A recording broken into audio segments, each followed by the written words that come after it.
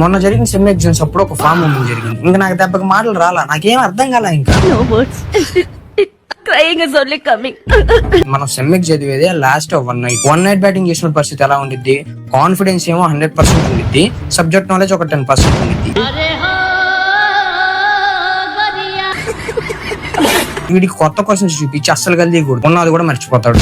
Same ఇదే situation తో exam వాళ్ళకి వెళ్ళా. సబ్జెక్ట్ వచ్చేసి మిషన్ లెర్నింగ్. బావా ఫస్ట్ క్వశ్చన్ పేపర్ ఇచ్చారు. ఆ క్వశ్చన్ పేపర్ చూసి అసలుకి నా ఆనందానికి హద్దులు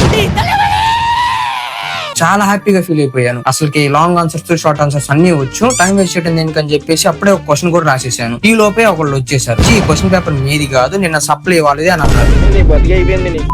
అక్కడ ఆ క్వశ్చన్ పేపర్ ఇచ్చాను, మీకు ఇంకో క్వశ్చన్ పేపర్ ఇవ్వాలి అని అన్నాడు. అక్కడ సరేలే ఏదో ఒకటి, ఈ క్వశ్చన్ పేపర్ కూడా ఈజీగా ఉంటదేమో అని అనుకున్నాను. ఆ క్వశ్చన్ పేపర్ చూసిన తర్వాత ఈసారి పెద్ద దెబ్బకి మాటలు లేవు. ఇంకా లాంగ్ ఆన్సర్స్ షార్ట్ ఆన్సర్స్ లో ఒక్క మొక్క రాదు మా అసలు అర్థం కాలా.